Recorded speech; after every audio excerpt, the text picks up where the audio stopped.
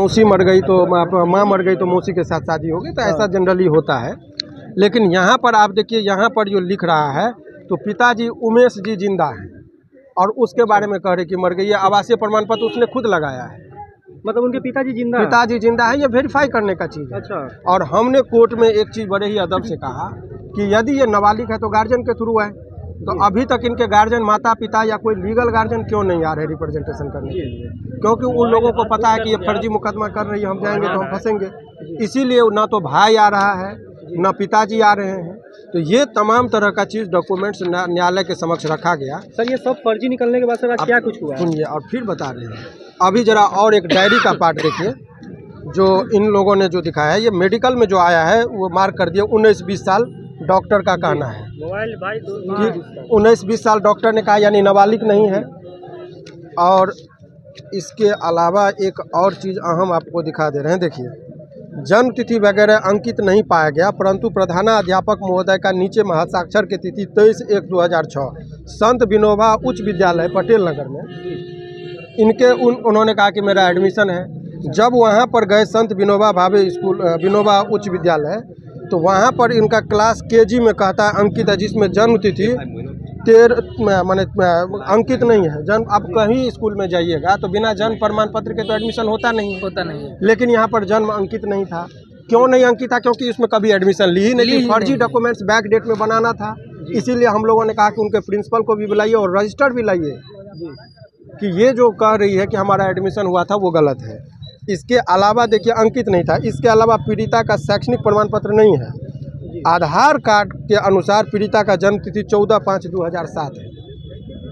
तो मान लेते हैं इनका बात सही, तो 2007 में कोई आदमी जन्म लेगा तो 2006 में एडमिशन कैसे हो जाएगा? जन्म से एक साल पहले कैसे एडमिशन हो जाएगा? ये डॉक्यूमेंट्स की बात मैं कर रहा हूँ कि सर बेल पर क्या हुआ सर? पहले समझिए, बेल पर भी आएंगे, उस पर भी बता दें। तो ये तमाम तरह का चीज़ न्यायालय में रखा गया। सामान्यतः न्यायालय में जब कभी भी वो डॉक्यूमेंट्स दी, हमने सारे बातों को कहा, तो इस बात को कौन जांच करेगा कि ये सही है कि गलत है जी? तो अभी आज के डेट में उन्होंने कहा कि अनुसंधानकर्ता जो है, जो इस केस के आईओ हैं, बोला है कि जन्म प्रमाण पत्र के संबंध में आपके पास जो भी चीज़ें हैं उनको आप सारा चीज़ लाइए और उस लाने के बाद इसमें हम देख लेंगे कि सत्य क्या है असत्य क्या है। ये तो एक बेल के रिगार्डिंग है। हम लोगों का डिमांड है कि अगर वो रोशन रोही, मैं उनका वकील हूँ फिर भी बात कर रहा हूँ, कि अगर रोशन रोही ने गलती किया है तो उनको सज़ा मिले, मुझे कोई आपत्ति नहीं है।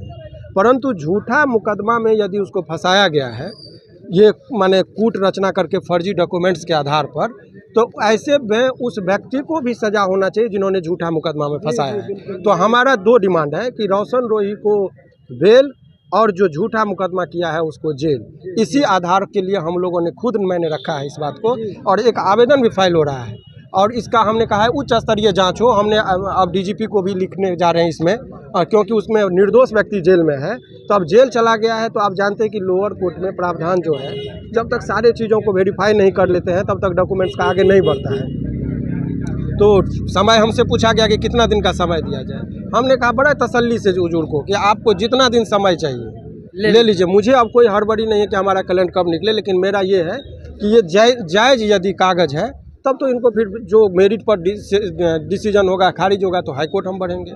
अगर ये डॉक्यूमेंट्स फर्जी है तो जो फर्जी डॉक्यूमेंट्स बनाया है आईपीसी में 467, 468 के अंतर्गत 10 वर्षों का जो सज़ा का प्रावधान है, उसके अंतर्गत अब बीएनएस में इन पर कार्रवाई हो। तो यही बात का डिमांड किया गया। तो अभी फाइनल इस केस में संभवतः 23 तारीख को बृहस्पतिवार पड़ता है, उसके दिन जो है सो फिर से सुनवाई होगी कि क्या ये डॉक्यूमेंट्स जायज़ है या नाजायज़ है या फर्जी है। ये आदेश आज जज साहब ने पुलिस को दिया है कि आप जरा पता करिए कि यदि फर्जी है, और यदि ये फर्जी होगा तो उसी दिन इस पर एफआईआर होगा और वो जेल जाएगी। नहीं, एफआईआर का यदि ये फर्जी पाया गया तो डॉक्यूमेंट्स फर्जी के आधार पर हमने अर्जी लगाया है। ये हमारा किसी व्यक्ति से व्यक्तिगत कोई झगड़ा लड़ाई नहीं है, ना ही हम लोग इतना ही हमारा ये कहना है कि मतलब वो लड़का है तो उनमें आपका जो, लेकिन ये आप लोग को मैंने डॉक्यूमेंट्स इसलिए दिखाया कि एक पब्लिक ओपिनियन उनका ख़राब किया जा रहा है रोशन रोही का। इस बात में कहीं कोई ये दोहराई नहीं है कि दोस्ती थी, इस बात को हमने भी स्वीकार किया है। लेकिन आजकल जो पैटर्न है कि पहले आप दोस्ती कीजिए और फिर बाद में लड़का को जेल भेज दीजिए, ये कदापि उचित नहीं। कि लड़की है, पहले लोग बंदूक दिखा के डराते थे, आजकल लड़कियों को एक हथियार मिल गया कि हम रेप केस में फंसा देंगे। इससे कई लड़के जो है सो झूठे मुकदमा के दंश से, अब देखा अतुल सुभाष का कि आत्महत्या तक करना पड़ रहा है। तो इसी वजह से माननीय न्यायालय को हमने सारे चीज़ों से अवगत करा दिया। तो सर अभी 23 तारीख को सारी चीज़ साफ होगा सर। देखिए, लोअर कोर्ट में जो अभी बहस चल रहा है, इससे पहले भी मैंने कहा था कि अभी तक जो इतना दिन जेल में रोशन जी नहीं रहते, उनके पिताजी जो थे रोशन के और उनके परिजन, उन लोग थोड़ा उन लोगों को कोई गाइड कर दिया था कि अभी फाइल नहीं कीजिए, जिस वजह से फाइलिंग नहीं हो रही थी। 15-20 दिन पहले ये फाइल हुआ, 2 डेट पे बहस हो गई। अब ये लास्ट डेट है 23 तारीख को ये फाइनल डॉक्यूमेंट्स आ जाएगा, फिर उनको फाइनल जजमेंट दे देना है।